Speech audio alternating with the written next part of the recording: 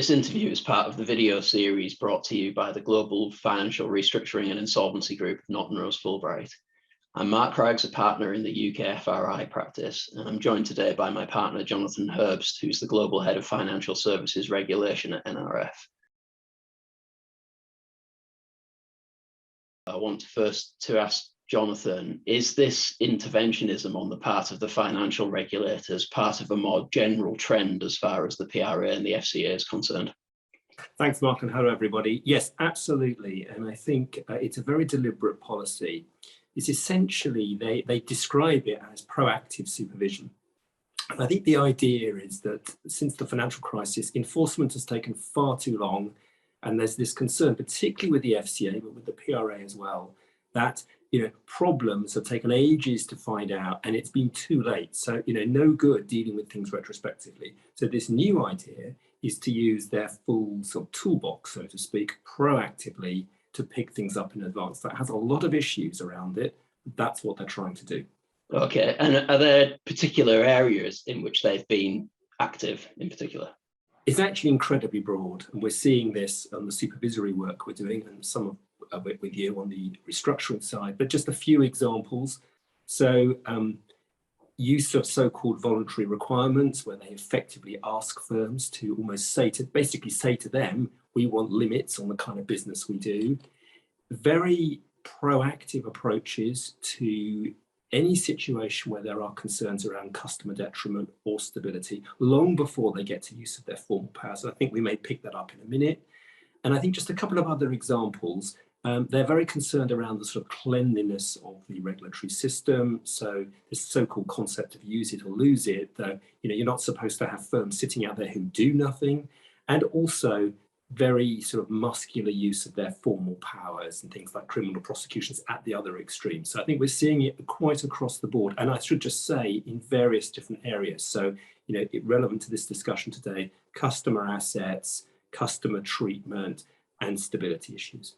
Okay, and one thing we do hear a lot about is skilled person reviews. Could you just tell us a bit more about those? Yeah, so I mean, the formal skilled persons review, for those who haven't been through one of these, it's a slightly strange UK-centric structure where effectively the firm has to pay for an expert to come and look at a particular area, a particular issue that has been set by either the PRA or the FCA, and they said that there's a sort of scope of appointment. The firm pays, and although technically, in most cases, it is the client, in the real world, the expert is reporting to the regulator. In fact, sometimes the regulator directly appoints the expert.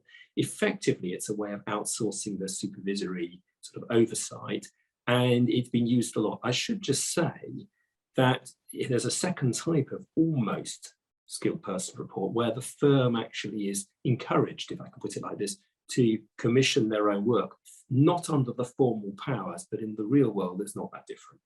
Okay, and what kind of topics do skilled persons typically investigate? It's really broad, but I would say the sort of top ones at the moment that are relevant to this discussion are systems and controls issues, client assets, general treatment of customers, depending on the particular circumstances. I'll just take a couple of practical examples, particularly in the retail sphere, where there are considerable concerns on mislending practices or mis-selling of products. And I think also prudential issues, so particularly if there are reg cap or liquidity questions. Sure. And of course, now the FCA has very recently said that it will consider appointing a skilled person to look at potential consumer harm arising from a scheme of arrangement, which is an interesting development. Can I ask now, Jonathan, what's the impact on a firm following a skilled person appointment? It's really painful. It's a simple answer. Anyone who's been through it will know that it's an expensive hobby. Although in theory there is a fixed sort of cost to it, the realities are there's huge amounts of preparation time. You've effectively got some third party wandering around looking at documents. It's very time consuming of management, and then at the back end you've got all of the recommendations that need to be implemented and the concern about what the regulators are going to do afterwards. So I think anyone who's been through it will know it's a pretty painful process. And can I ask too, is there anything that a firm can do to prevent an appointment being made? Yeah, that's a great question. I think the usual answer we give is, if you think it's coming down the tracks, get in there ahead of it. So in other words, effectively do your own work and say to the regulators, we've commissioned our own review, either explicitly or implicitly, you don't need to do a Section 166, a skilled person review, we're onto it. And sometimes it works. It depends at what stage you nip the thing in the bud. But sometimes I'm actually working on something at the moment where I think we hopefully have succeeded in doing that, but it's never guaranteed. Okay, thank you. Thanks very much. I wonder if at this point it might be useful for me just to say a little bit about the regulators' approach to the failure of regulated firms, I guess more generally. And here, really, it's important to note that neither financial regulator operates a non-zero failure regime. The basic thrust of regulatory actions in this space is to avoid disorderly failures, particularly those with systemic implications. So in other words, to aim to minimize the collateral damage to consumers and markets that might arise from a disorderly failure. Now, there are certain requirements on firms to notify and others to notify regulators before commencing insolvency proceedings, and the regulators themselves can take certain actions prior to a firm entering an insolvency process. And examples of that are imposing requirements on the firm to take specific actions, which Jonathan alluded to previously, varying the firm's permissions, or in an extreme case, ultimately, the regulators themselves applying to court to place the firm into an appropriate form of insolvency procedure.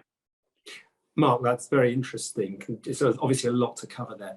Do you have some sort of high-level tips for firms or insolvency practitioners in these sorts of circumstances? I think an experience suggests, and the matters in this space that you and I have worked on together suggest that, above all, engagement with the relevant regulator or regulators for dual regulated firms throughout, as well as where clients are eligible for protection under the Financial Services Compensation Scheme, interaction with the FCAs.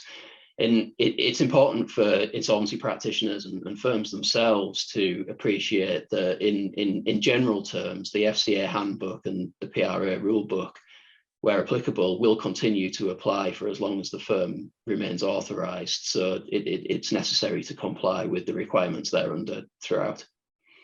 Yeah, thanks, Mark. Can you just sort of pick up on the client asset area and perhaps comment on that? That's obviously a very hot one.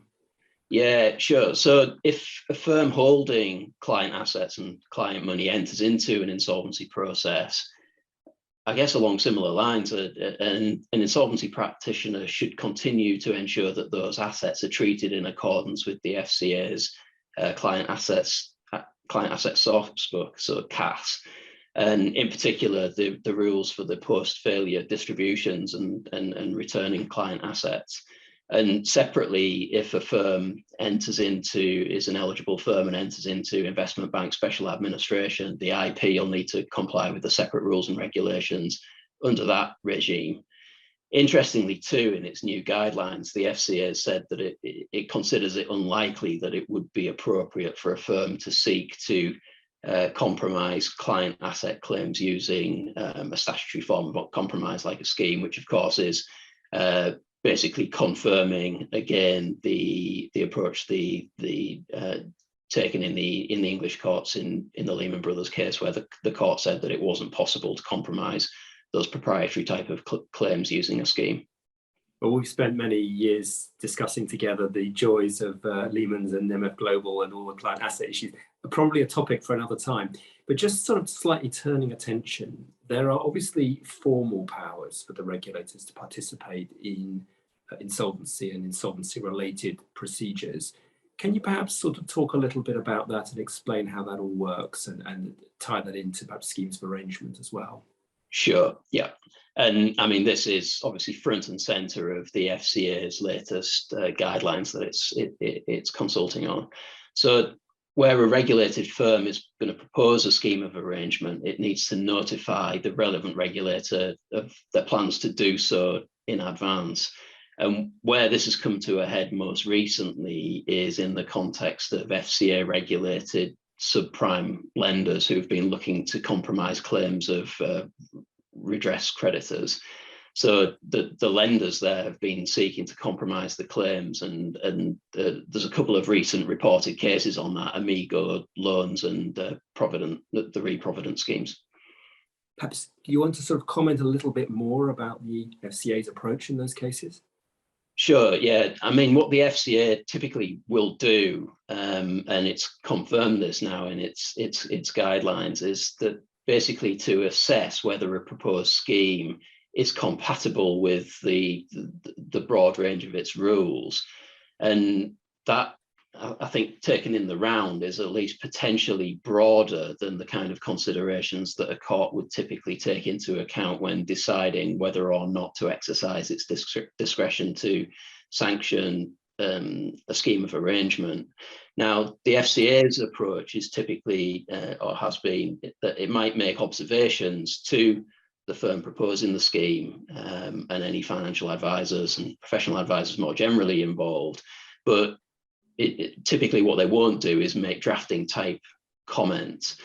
Now, in the past, the approach has been, I guess, a bit more passive. So there's been a number of instances previously of schemes to compromise redress liabilities, but Amigo loans was the first time that the FCA formally challenged the scheme. So I think there's been a bit of a sea change there, in that whereas previously the FCA wouldn't necessarily support a scheme but didn't formally object either, we've now got a lot more of a sort of interventionist and active role. And basically in Amigo loans, the English court sort of sided with and sympathized with what the FCA was saying, in that there was inherent unfairness to scheme creditors, because the redress creditors were being asked to give up 90% of their claims in circumstances in which the shareholders basically weren't feeling any of the pain whatsoever and retained their economic interest in the firm.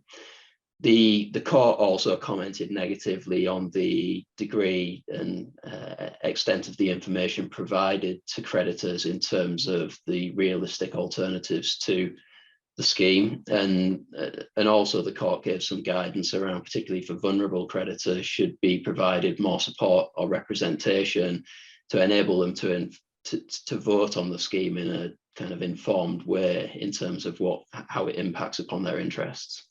So very much that theme of an activist FCA out there. And perhaps, do you want to briefly comment on the Provident case too?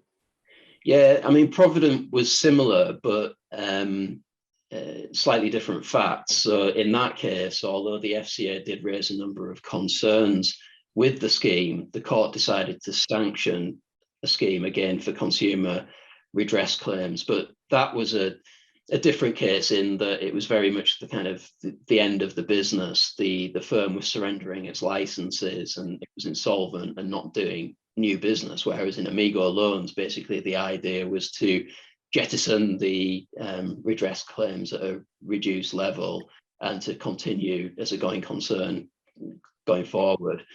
Now, the court had a number of remarks to make around the approach that the FCA took on the Provident scheme, in that it didn't formally oppose or sanction or even appear at the hearing, but it did raise these concerns along the way.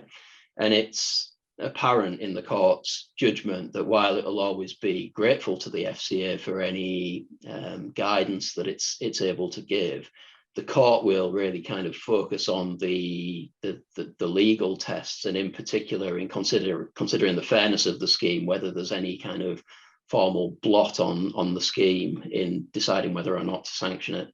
But it's a useful judgment, and I feel has probably informed the approach of the FCA in launching these new guidelines. Well, on that very subject, and to wrap up, you mentioned that literally yesterday the FCA brought out its new guidelines on compromises. Did you want to just finish off by making a few comments on that? Sure, will do. I mean, really, what the new guidelines do is to formalise the approach that the FCA has taken to date, and in particular clarifying the notification and disclosure requirements on firms and those advising them, and basically emphasising that any scheme will need to remain compatible with the FCA's rules and doesn't unfairly benefit the firm, in that the firm should ensure that it or its shareholders contribute appropriately to fund any compromise, and basically spread the pain so it isn't felt disproportionately by consumers. So useful development, and again indicative of the approach of the regulators, and the consultation remains open until the 1st of March. So that concludes today's interview, with many thanks to Jonathan. So don't hesitate to contact me or Jonathan if you have any questions or would like to discuss any of the things that we've covered today. And you can find our contact details on the Norton Rose Fulbright website. Thank you very much. Thanks, everybody.